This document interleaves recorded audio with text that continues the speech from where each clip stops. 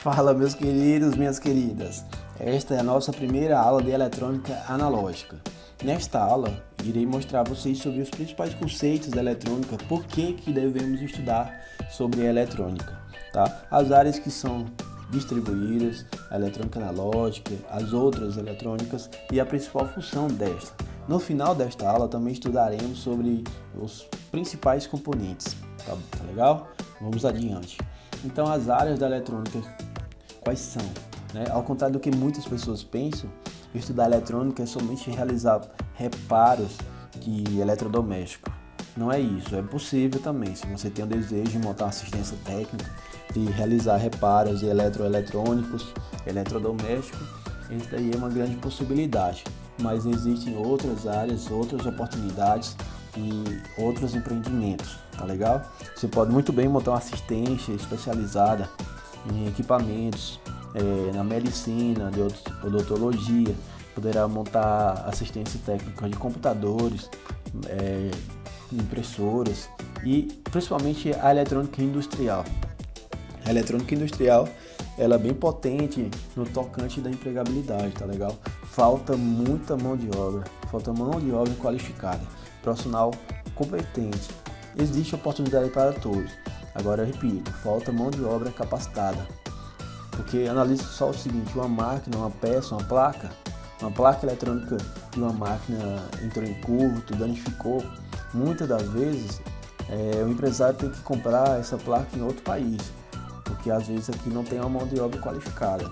Você tendo um bom domínio, você tendo um grande domínio, conhecimento sobre a eletrônica, você irá fazer reparo, a modificação, o conserto daquela placa lá irá reduzir custos.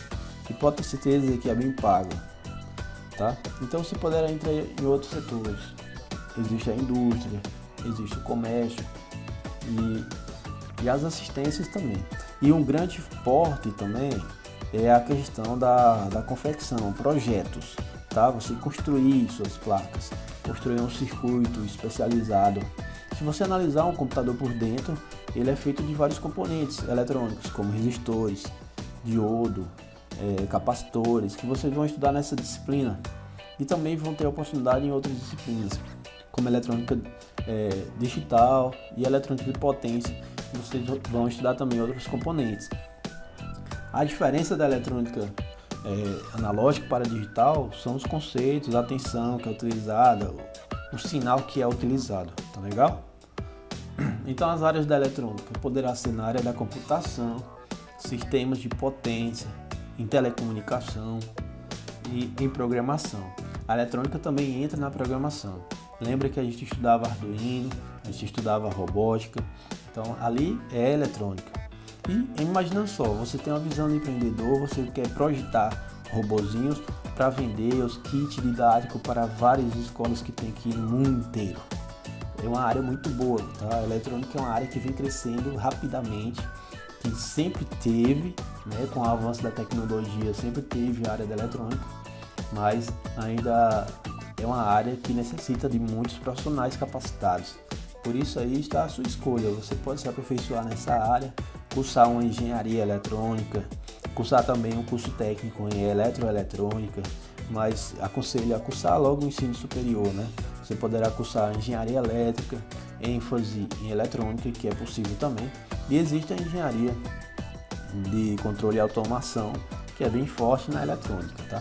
São oportunidades maravilhosas que tem aí à disposição de vocês, tá? Só basta você escolher, só basta você se dedicar. Então, a utilidade da eletrônica.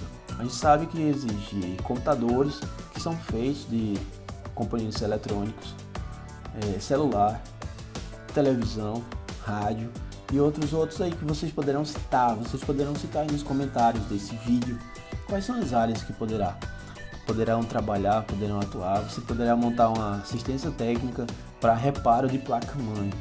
É uma área que dá muito dinheiro e falta profissionais, tá?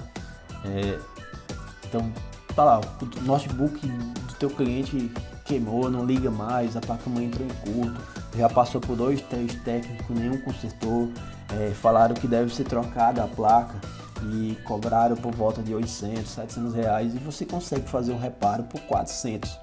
você consegue fazer um reparo por 400, ou no mais barato que você vai cobrar vai ser por volta de 250. Aí você sabe, você estudou, você sabe qual é o componente que está danificado, você tem o controle, sabe como é o comportamento de cada componente desse e você substitui. Então coloca aí por volta de R$250 um reparo de uma placa-mãe de um notebook. E aí você no mês consegue reparar, fazer o conserto de 10 placa-mãe. Já calcula o valor final que você vai ter. É um rendimento muito bom, tá? É uma área muito boa. Claro que se você quiser mais, quiser ganhar mais, uma cidade grande vai te gerar mais oportunidades. Mas também quando você é um bom profissional, quando você consegue um bom nome, o pessoal das outras cidades vão te procurar mesmo na cidade pequena.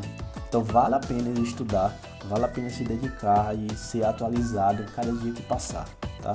Não é somente isso, você vai conseguir começar consertando os equipamentos que tem em casa, você pode consertar os equipamentos da vizinhança, da família, ou então você entrar no setor de projetos, né, de construir algo novo, de construir placas de automação, placa de automação, Arduino, e aí você vai se familiarizando nesses conteúdos e vai gostando.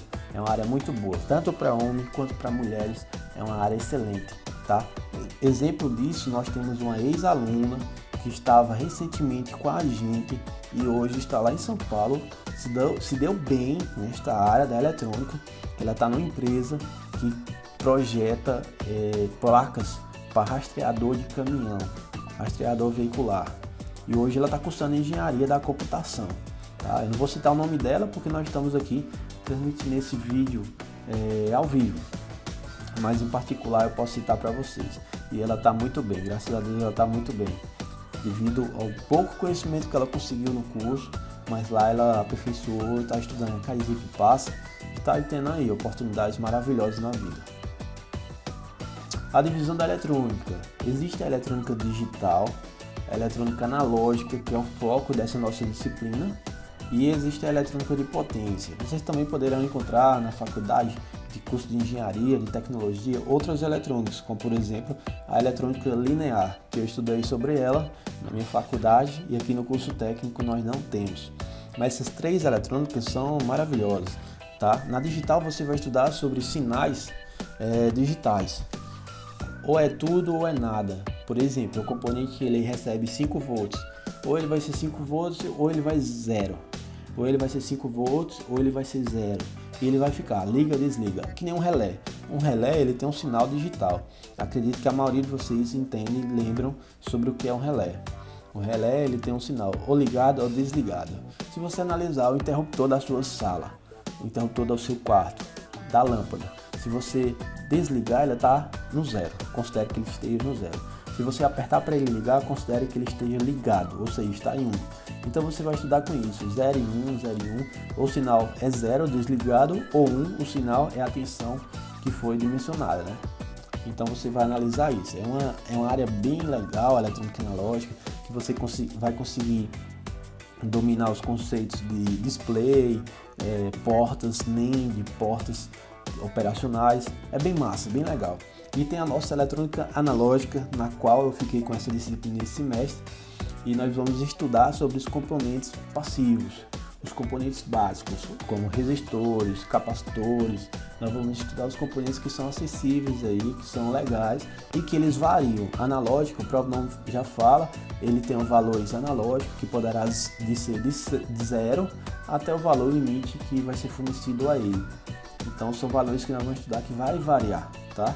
A eletrônica de potência já vai estudar sobre tiristores, transistores de potência, já vai estudar sobre tensões de controle que vai ser necessário ter uma segurança maior, tá? Por exemplo, nas placas de computadores, notebook, é comum estudar sobre MOSFET. MOSFET são transistores que ele vai fazer o controle de uma tensão que entra e a tensão que vai ser distribuída na sua saída. Tá? Então é praticamente isso, são transistores que vocês vão estudar, eu vou colocar na disciplina aqui, apesar que transistores é mais para digital, mas eu vou apresentar para vocês, eu quero praticamente transmitir conteúdo de uma eletrônica analógica, aliás, de uma eletrônica básica, tá? Nós vamos praticamente estudar sobre eletrônica básica em cima dessa disciplina. Por isso eu vou mostrar um pouco de transistores para vocês, o funcionamento, como é que ele age em um circuito eletrônico. Tá legal? Grande exemplo é a eletrônica na medicina. Hoje a robótica está aí cada vez mais aliada à medicina. Médicos já realizam cirurgias através de robôs e é possível realizar projetos de manutenção e projetos também destes robôs, né? Então você poderá se especializar também nos equipamentos hospitalares. É possível realizar projetos, realizar manutenção eletroeletrônica. Inclusive é uma área bem paga. E poderão também trabalhar nos setores de manutenção, projetos e instalação de sistemas odontológicos. É uma área muito boa também, que necessita de profissionais capacitados. Uma área que está bem atuante, principalmente agora devido à pandemia, é a área de assistência técnica de celulares e smartphone, sendo que cada pessoa tem, em média, 2 celulares, cada pessoa tem, sempre quebra, e na maioria das vezes quebra e é necessário conserto.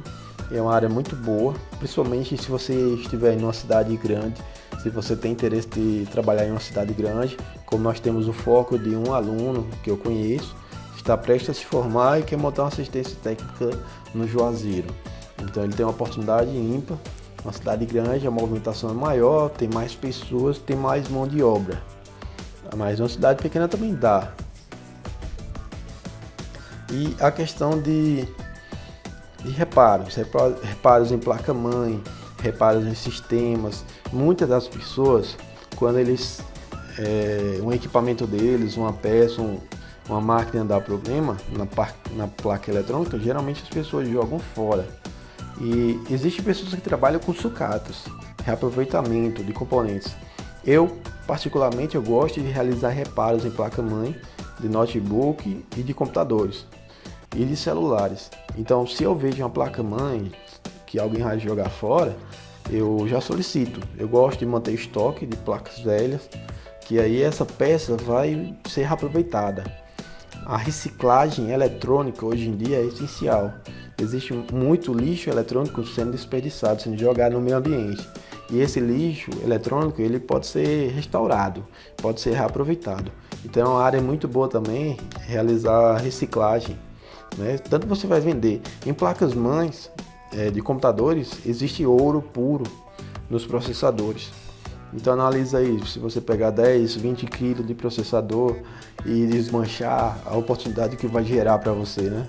Você vai estar com ouro puro. E outros setores que existem por aí, gente, é uma área muito boa, uma área maravilhosa.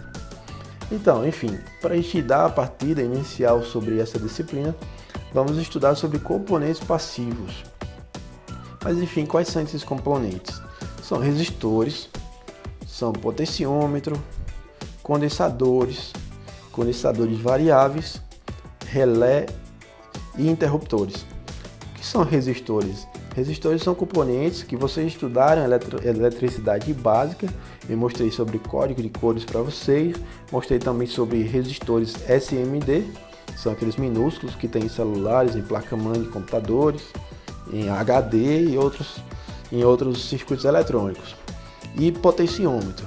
Um grande exemplo do potenciômetro, se você tiver aquele som antigo que muda o volume em um botão redondo, para a direita aumenta, para a esquerda diminui, ali dentro existe um potenciômetro. Para quem era bem ativo na robótica, com certeza estudou sobre potenciômetro, tá? Ele é um resistor variável, no momento que você vai modificando ele vai variando a resistência. Esses condensadores são os mesmos capacitores. Aí existe capacitores eletrolíticos, existe capacitores cerâmicos e capacitores poliéster. E também os capacitores SMD. Tá? Esses 4 capacitores nós vamos estudar nessa disciplina. Os condensadores variáveis ou capacitores variáveis, eles são bem utilizados naqueles sons antigos que você muda a frequência da rádio no momento que você gira aquele botão. Dentro existe um capacitor variável. Interruptores. Interruptores é praticamente aquela chavinha de liga, desliga. É que nem um interruptor da sua sala, que você vai ligar e desligar a luz. E relé ele serve para que ele serve como uma chave que você vai acionar e ele do outro lado vai ter outra chave acionando um circuito com a tensão maior ou menor. Os tipos de resistores: existem os resistores fixos, são aqueles resistores que nós estudamos em eletricidade básica, em correntes elétricas, aliás, que é a mesma disciplina, só muda o nome. Feitos de filme de carbono, são feitos de uma mistura de carvão e isolantes. Eles são bem mais baratos, esses de feito de filme de carbono. E também existe o tamanho SMD. Esses daí são dois exemplos, o convencional na parte superior, e esse é o convencional. E existe também o SMD, que são minúsculos, pequenininhos, que diversas das vezes eles são confundidos com os capacitores na placa eletrônica, tá? Muitas pessoas confundem ele com capacitor, porque o capacitor ele também vem pretinho lá. Então, pessoal, essa é a nossa parte de introdução da eletrônica analógica. Eu espero que vocês tenham gostado. É um conteúdo novo, eu sei que às vezes pode ser um pouco confuso, mas nós vamos aqui com paciência, estudando passo a passo e aperfeiçoando nossos conhecimentos, tá bacana?